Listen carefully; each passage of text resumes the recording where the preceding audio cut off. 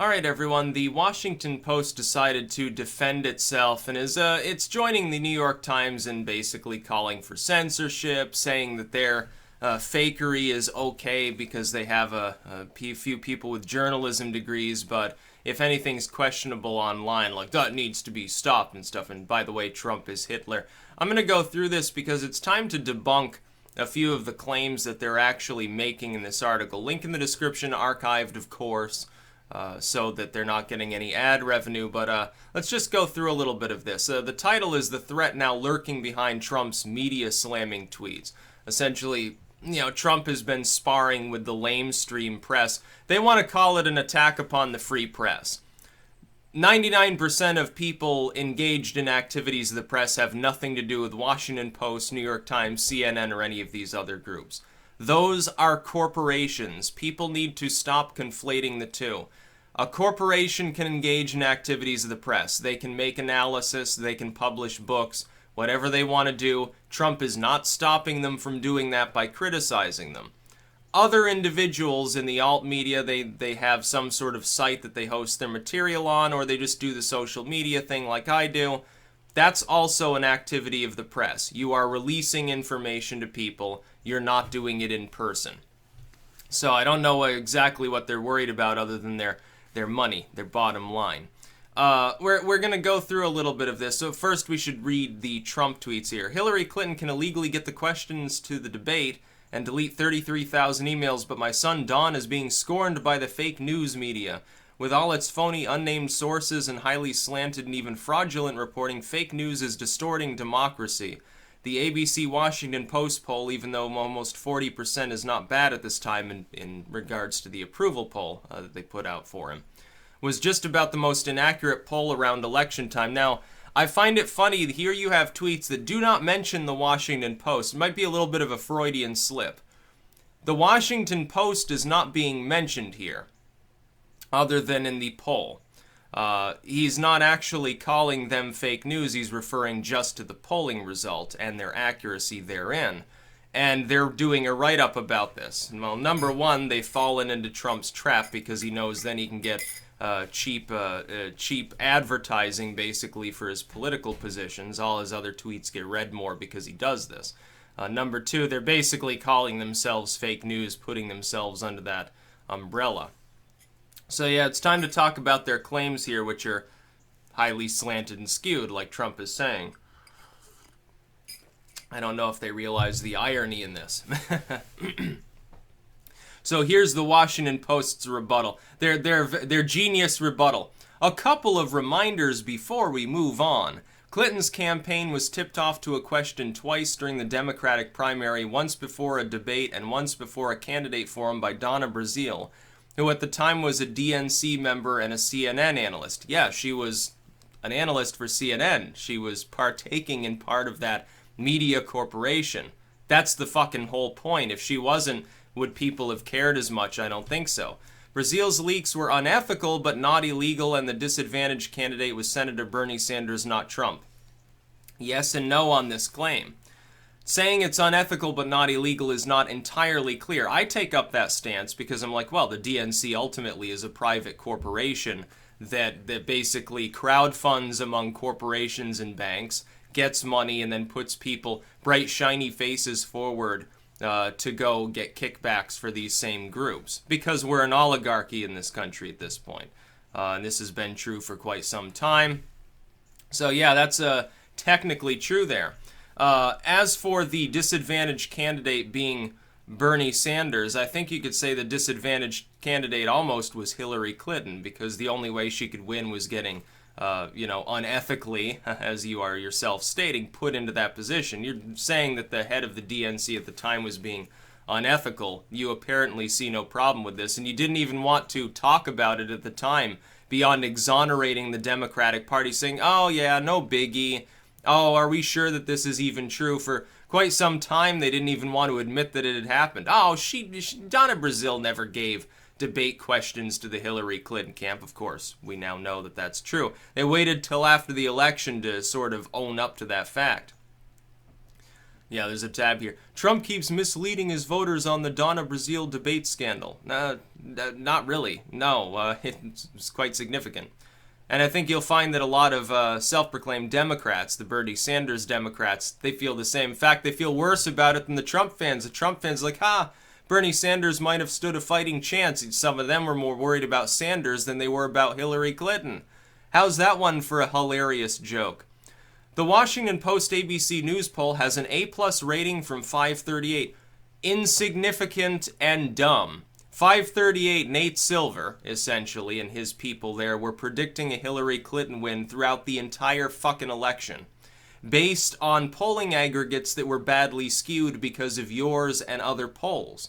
Those of us who realized this and predicted, yeah, it looks like Trump is going to win, were laughed at by people like you for months and months. Nate Silver, the Washington Post, the people at CNN, half of the people on Fox News. They all had a good chuckle because they didn't understand what was going on.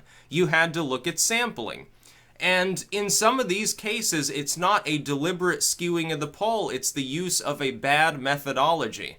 The assumption of higher turnout. The problem is those polls get aggregated together with polls that don't really skew their sample at all and are just saying, yeah, we're going to poll a bunch of people. A totally random sampling. Those were the ones that were more accurate. Rasmussen had higher accuracy despite using the antiquated phone poll style methodology that they used to use back in the 80s and the 90s.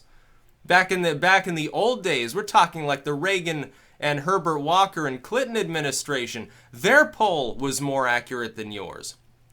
Its final pre-election survey, just ignore all the dozens of other polls we put out for swing states and for the general election, all of which were woefully inaccurate and oversampled Hillary Clinton's support by a good 5 to 10 points. Ignore those. Focus on what Nate Silver, as though anybody fucking cares what he says about our polling, because he was so wonderfully accurate and got so much totally wrong, so that random people on YouTube who had spoken loud and long for months were more accurate despite having no specific training in the kind of algorithms and odds making he does. So let alone that, just ignore all of that and look at just our pre-election survey showing Clinton leading 47 to 43%, which itself didn't happen. Clinton won the popular vote 48.2% to 46.1%. I believe those numbers are slightly different. In fact, I believe the Trump number there is slightly outside of the margin of error. So that is to say it's not disastrous accuracy, but it's not exactly on the mark either. Nice job trying to cover that up, though, by assuming that people won't notice that fact. Complaints about polls and unnamed sources are standard fare from Donald Trump, but the president's team is plotting new targeted attacks. They're plotting against the lamestream media. Oh, horror show. Oh, he might criticize you people. As though nobody else in politics has ever done so. Usually you're able to rake them over the coals and get them out of office when they do. See, your problem is social media. You haven't capitalized upon it enough, and a lot of independent individuals really don't care if Trump insults people on Twitter. In fact, it's rather funny to many people. I think even there are Democrats that find what Trump says funny. They might find it a little more alarming, but it's still amusing to them. Trust me, some of them find it funny. In a report last week on the White House's response to news about Donald Trump Jr.'s meeting with a Russian lawyer, was this nugget from the Post's Philip Rucker and Ashley Parker. A handful of Republican operatives close to the White House are scrambling to Trump Jr.'s defense and have begun what could be an extensive campaign to try to discredit some of the journalists who have been reporting on the matter. What journalism is being conducted here? You've got people at CNN on tape saying, oh yeah, the Russian story is basically meaningless, it's a fake scandal. And you're expecting me to assume that these journalists have actually done investigation. Trump's main point here is fundamentally right. When some corporation with people with journalism degrees says, oh, we have sources, but we won't disclose them, that means that we have to rely upon a for-profit corporation to automatically tell us the truth when there is no repercussion for not telling the truth. If there is, in fact, no actual source, then there's nobody to come forward and say it's fake. There's your problem right there. Any random analyst at CNN or Washington Post can make something up, say, I have an unnamed source, never reveal it. No court can compel them to reveal it. The government at large can't compel them to reveal it. Public opinion can't compel them to reveal it.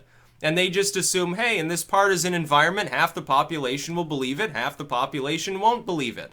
And so they can basically write whatever they want. I have to rely upon their automatic honesty, and I'm simply not going to do that.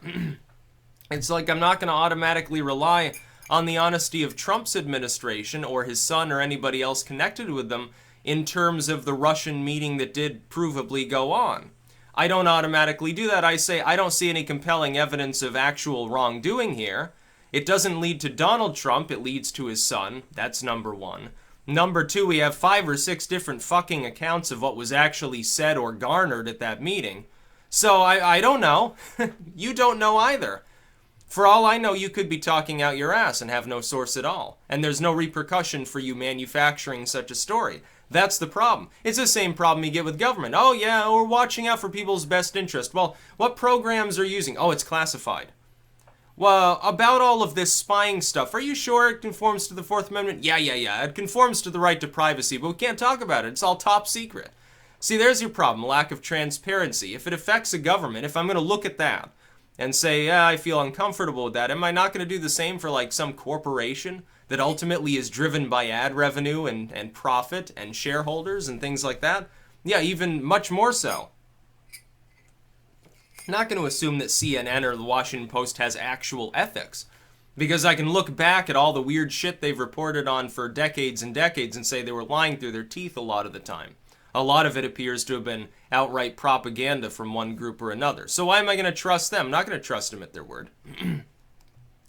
Their plan, as one member of the team described, is to research the reporter's previous work, in some cases going back years, and to exploit any mistakes or perceived biases. Well, yeah, if somebody has put out material that turned out to be totally false, this isn't an attack upon the free press. It's almost a form of political muckraking.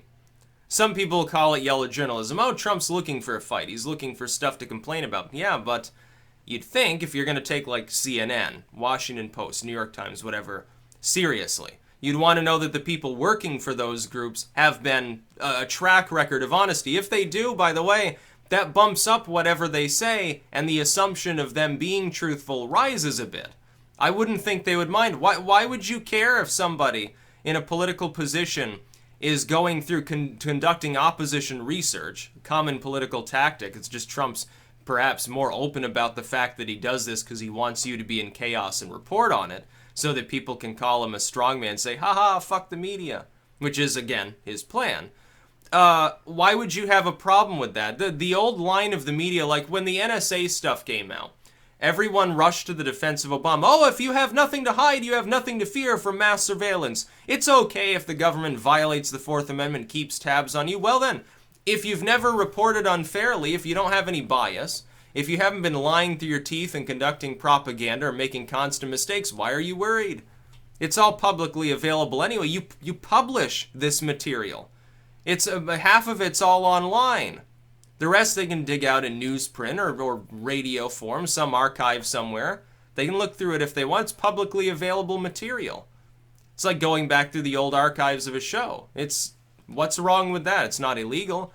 It might be unethical, but it's not illegal, says the Washington Post. Well, apply that to this situation. You might have a problem with it because you're afraid, oh shit, all those lies that we told, now we've got a group that's empowered to expose them all, and we might fall flat. I think that's what they're worried about. I can't imagine why else they would be.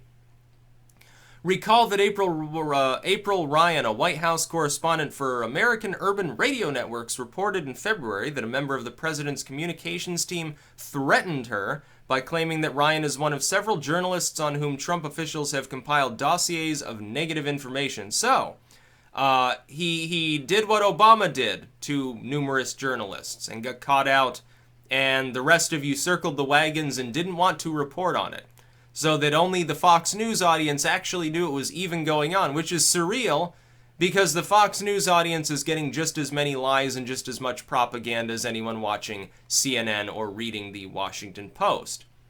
So he did what Obama did. Well, then where's the problem? Again, apparently you don't care about these issues. So I just figured I'd go through this. Now, journalist says Omarosa Manigault bullied her and mentioned a dossier on her. Again, that's exactly what Obama did to dozens of people, and you said nothing. It's like that image that's being posted by the Libertarian Party every other day about presidential power. The same people that are worried about Trump having too much power cheered. Like the Republicans cheered as Bush gained more executive capabilities. The Democrats cheered as Obama gained more executive capabilities. And now that you've created this gargantuan mess, collectively, the two parties, everyone all of a sudden is worried that Trump has too much power. You enabled it. This is exactly, by the way, why we need monarchism in this country. We need to constrain all government power. If you consider one party or the other, or one ideology or the other to be abusive, then when they inevitably are at some point in power, you want them to be weaker. You don't want them to be able to abuse you. Everyone feels abused at different times. If they're partisan, they only feel like they're being abused when the other guys are in power, which is retarded. It's totally dumb. You're totally wrong. The ideologies are basically the same. But go ahead and play that game. Don't you want to constrain the other side? Well, you have to constrain your own to do so. Just constrain everything. Expand the Constitution. Get rid of half the bureaucracy and regulations in this country, and we can get back to work. Things would be a lot better. Now, who cares if it's GOP or the Democrats? Trump's got some issues right now, but an ABC Washington Post poll is not one of them. Worrying about what the press thinks about his credibility is not one of them. Because they've been raking him over for 7 months now. He doesn't fucking care. You think that Donald Trump spends his days worrying about what the Washington Post thinks of him? Or the New York Times? So far, none of these groups have made any real attempt to report on the political situation beyond their own bias. For months and months now. That's all that they've done. There has been no actual fair reporting. Everything is skewed. And the polls are the same. You rambling about what Nate Silver thinks about your polling accuracy doesn't matter.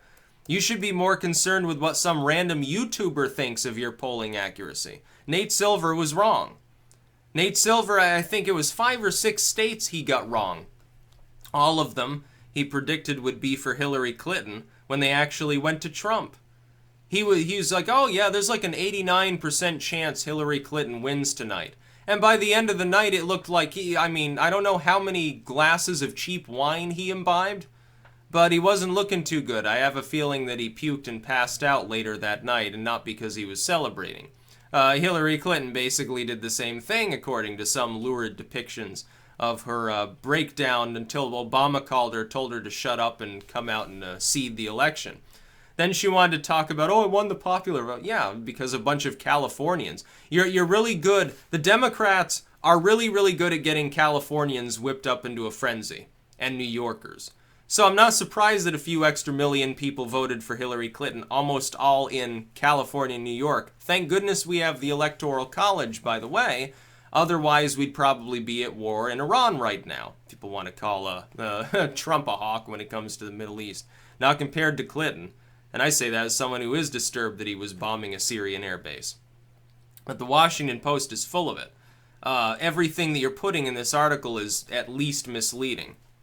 And again, you didn't care when journalists were being spied on a little bit by the Obama administration. Oh, these journalists asked one too many questions. They actually did their job. I think we'll compile files on them. Well, you empowered the presidency to do that because you didn't stand in Obama's way when he did. Now Trump has that power. Enjoy.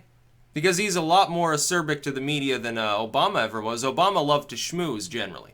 He liked to schmooze, and he did his cute grin and handshake thing, and he would look down, he'd look all sly. He'd say, oh, yeah, I'm part of your crowd. I know the inside jokes, and I like them because I'm a globalist, basically. So you gave him a pass. And he never thought it was going to be a problem that a few rogue journalists got plowed under by the Obama administration. You know, it's okay if he attacks the press. It's just like it's okay if he has a Nobel Peace Prize while bombing tens of thousands of people. Trump bombs one person, all of a sudden it's front page news and he's a warmonger or something. Yeah. let's not heal relations with Russia. Let's bomb them too. The Democrats might think that was a good idea. That's about all. Peace out.